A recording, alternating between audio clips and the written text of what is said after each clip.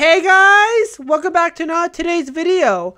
And in today's video, this will be a brand new political discussion based video talking about a proposition that California voters will get to vote on November 5th. And the proposition that I'm talking about is Proposition 6, which would remove slavery and involuntary servitude as a punishment for crime.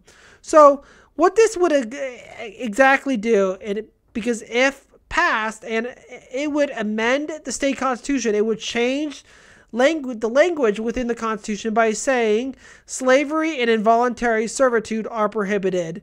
Because right now, according to Section 6 of Article 1, where, as you see right now, where it's crossed out, because currently right now, slavery is prohibited, involuntary servitude is prohibited, except to punish crime. So what this exactly means is slavery still exists within California. It still exists it also still exists throughout the United States because right now we may think slavery went away after the Civil War, but what happened was it evolved to the point where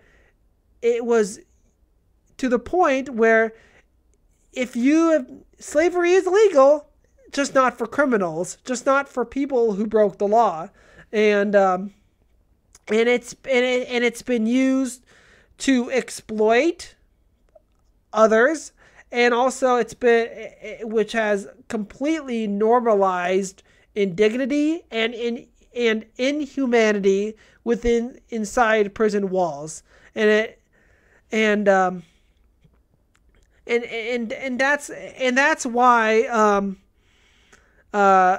that's why some people, even within why some lawmakers in California want to see it removed.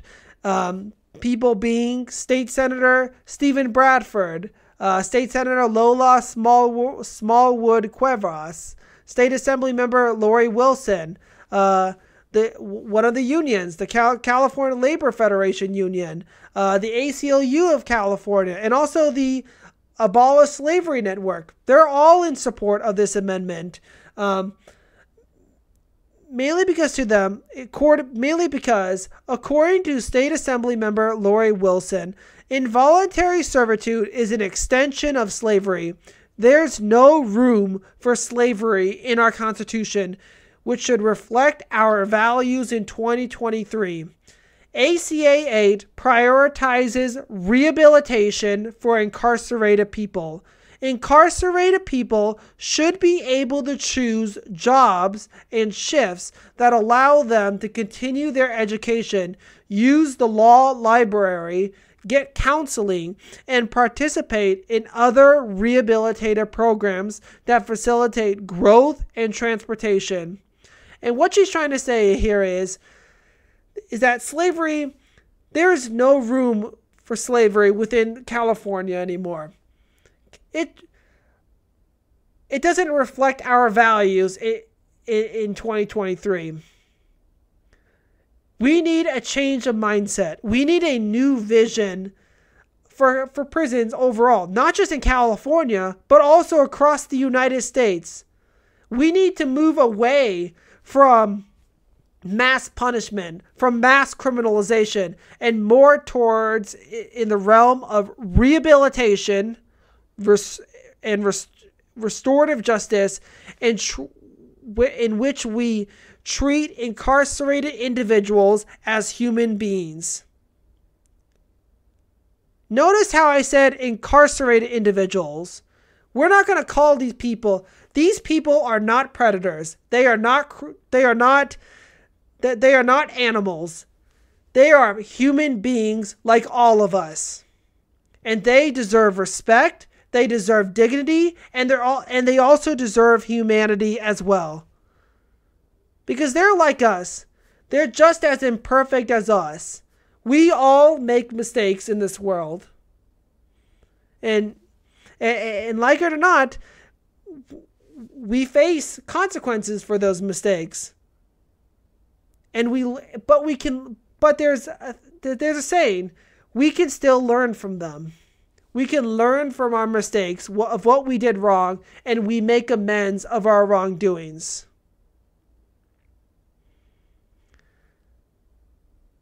Prison should never be about indignity. It should never be about inhumanity. And it should never be about exploiting other people's labor.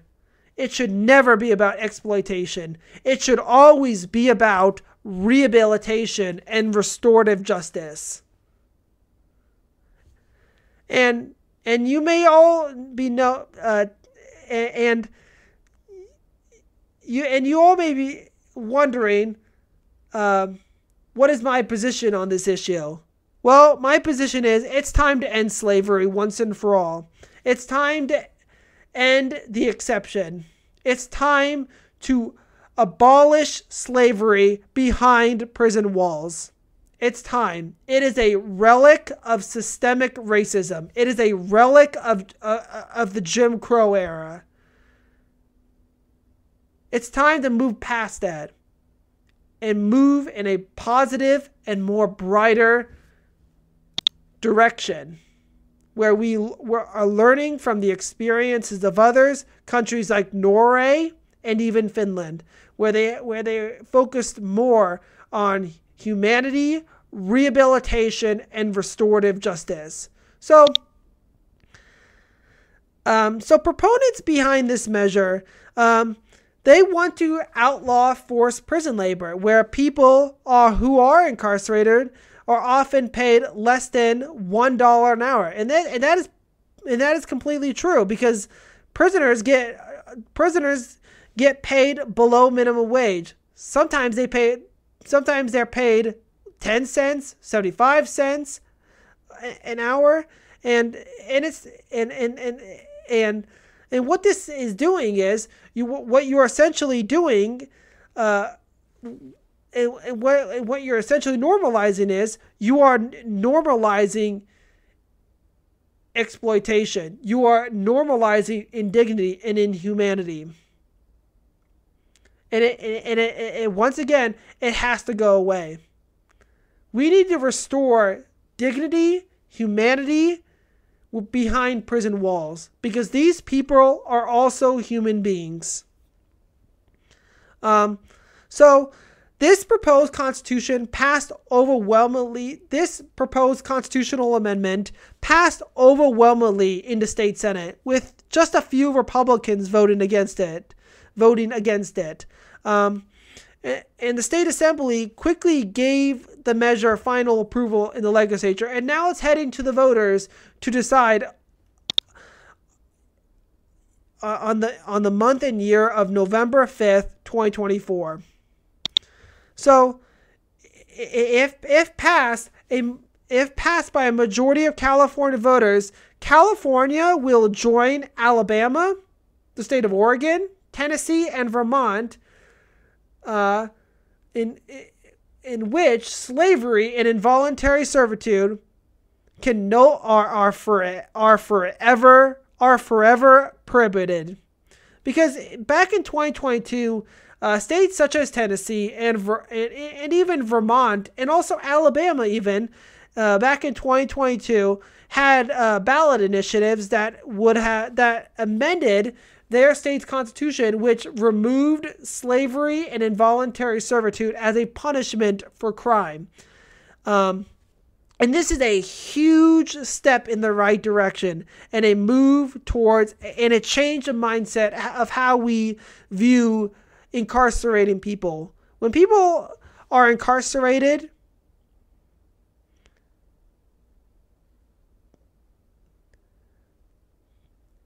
that should be their punishment. They lose their rights and they lose their freedoms, but they never ever lose their humanity. They never ever lose their dignity. They should never be exploited behind prison walls. And that is why I support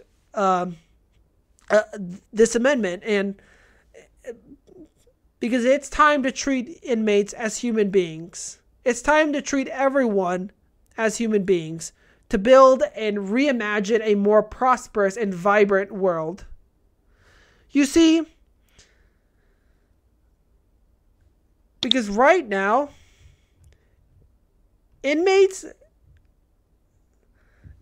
right now, they don't get to choose what work they can do inside prison walls.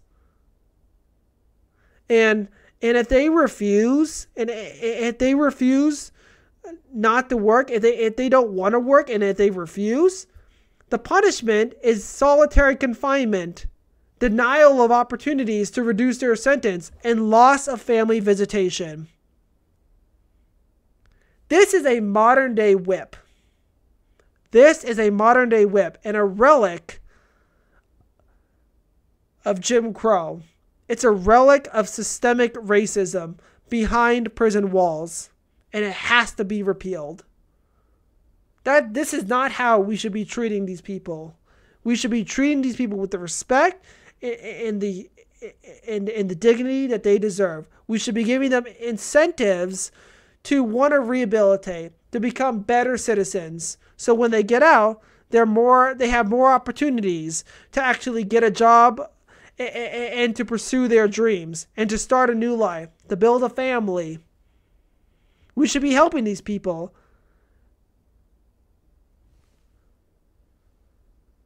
And going back to this idea of inmates being paid pennies in state prisons, in which they're paid where they're paid not even minimum wage, where they're paid 10 cents to 35 cents an hour, or 20 cents an hour, 75 cents an hour. They overall, incarcerated workers, they generate around $2 billion in goods and $9 billion worth of prison maintenance services. They make the state and private corporations a huge sum of money, and they're paid pennies. They paid low wage, and they pay low wages, and they receive no job training whatsoever. They don't get to pick their jobs, and if they refuse, the punishment is solitary confinement or loss of family visitation. That is exploitation, and it's a modern day of slavery. It's a modern day of slavery. And it's time to move away from that. It's 100% time to move away from that. So, for instance, according to one article by the Global Times titled, "In U.S. Prison, Slavery Has Never Ended," California ex-prisoner, in which the Global Times, they interviewed Samuel Brown, that spent 24 years in the California prison system, and he did a number of jobs throughout his time in prison, such as working in the kitchen, working in the yard, in the scullery, porter, and also hospital janitor. He talked about how he was forced to work for 75 cents an hour. And in one part of the article, he mentioned that he was the first person to enter a prison cell with someone that tested positive for COVID-19, in which he quotes, "Within the prison's mental ward, in addition to threatening to kill themselves, men injured themselves, smear their blood on the walls, and would often cover the cells and themselves in feces. I had to go in and clean it.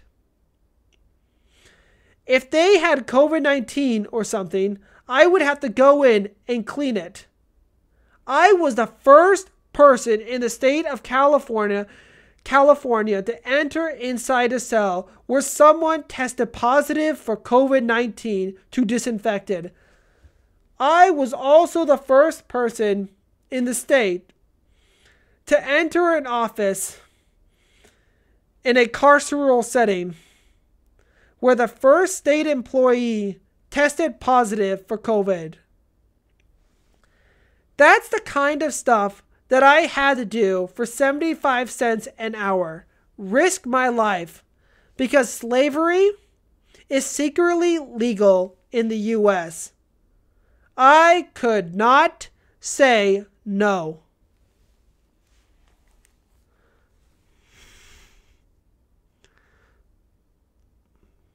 That makes me depressed. It makes me want to cry. Is this how we treat people? Is this how we treat them? By forcing them to work in horrible working conditions. We are exploiting their labor for profit. Is this how we treat people? Where we are forcing them to clean up a cell or risking their lives just to clean up a prison cell but be at risk of getting COVID. Is that who we are as Americans? Is that who we are as Californians? That is to me, that is not who we are as Americans and Californians.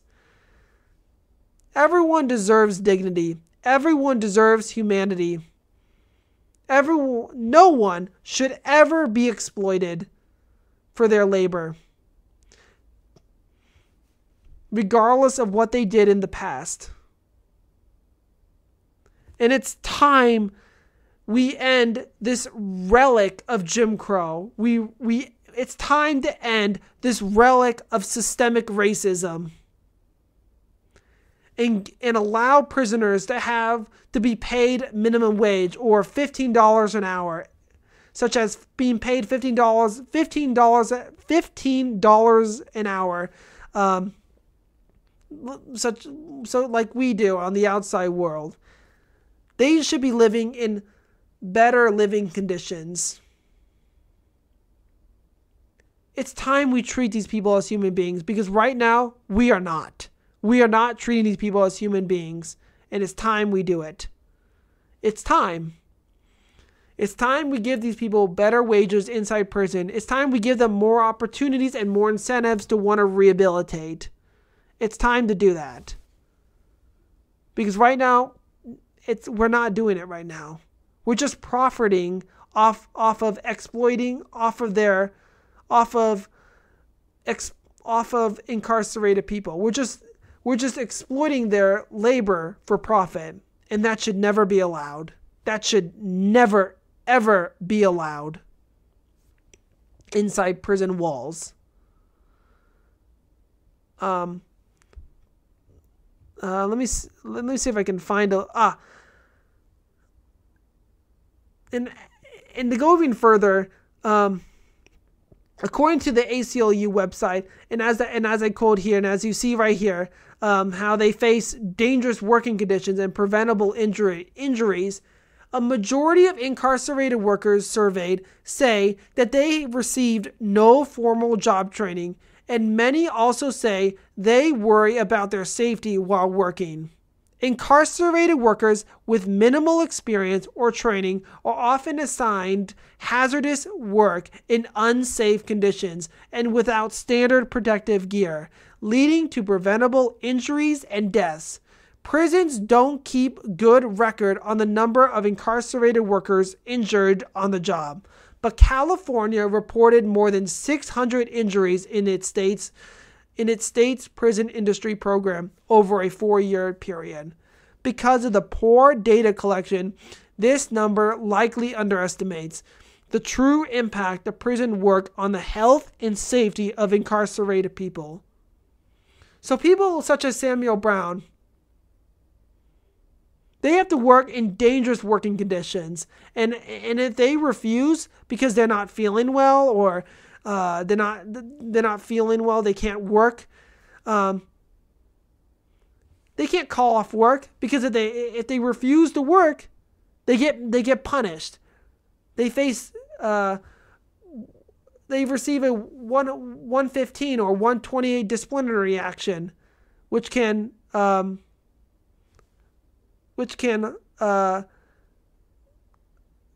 take away their opportunities of getting of reducing their prison sentence, or they can be at risk of losing family visitation where they can no longer see their family members anymore.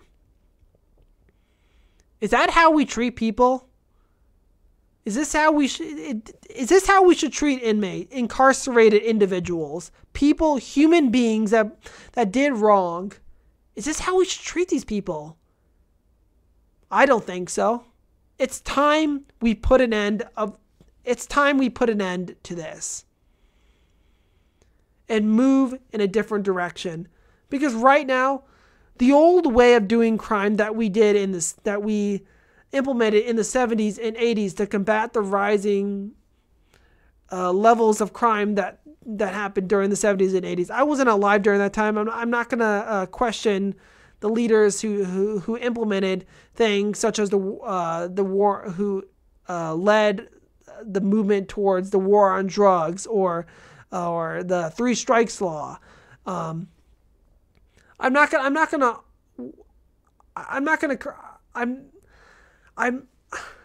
question their decision making, because they made a decision that because they had to respond to the people who wanted the government to actually do something and act to solve the levels of violence, to solve the levels, to reduce crime, and to them the only solution was to incarcerate, was to mass arrest and mass criminalize people. But now we need to move into a different direction, because the old way of doing, as I just said, the old way of doing crime, the old way of mass criminalizing and punishing people, it's no longer working, because inmates that get out of prison, it's really hard for them to actually get a job. And when it's a lot harder for these people to get jobs, they get depressed, they turn to drugs, alcohol, and then they turn to crime again. And they land right back in prison. And which means they are forever trapped within the prison industrial complex. We need to move away. We need to move away from the old way of doing crime and more in the realm of what countries such as Norway is doing, focused more on humanity, rehabilitation, and restorative justice, and helping these people to become better citizens Because if we just change the environment of prison to be more humane, we are changing their thought process. We're giving them more incentives to want to rehabilitate, to participate in more educational and vocational educational programs, in services and vocational training, to give them greater, so when they get out, they have greater opportunities to find a job that they're going to love to do, where they can have where they have more opportunities to actually start a new life for themselves and build and raise a family, in which when they get out, they are less likely to reoffend and recidivate. And that is why I support Proposition 6. It is time to end slavery once and for all, so we can, for all time, celebrate the end of slavery. It is time to remove slavery and involuntary servitude as a punishment for crime. Let's together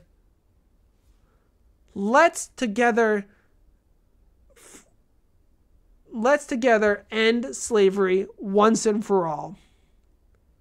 So it is time, California, to pass Proposition 6. And if you live in California, make sure you vote yes on this proposition. Let's end slavery once and for all. Let's together reimagine a prison system that is more focused on humanity, rehabilitation, and restorative justice, as we heal communities and bring people back together than ever before. Let's reimagine prison for all. Let's reimagine prison for all time. So overall, you guys, share your opinions in the comment section below. Do you agree or disagree with me on this issue? If you agree or even disagree, state your reasoning in the comment section below. But please be civil and respectful to those that disagree or even agree with you. Let's show that we are better than the Democrats and Republicans, and let's overall be role models and in which we are striving to reimagine a more prosperous world for all. But until next time, guys, this is the Young Centrist, and I am out.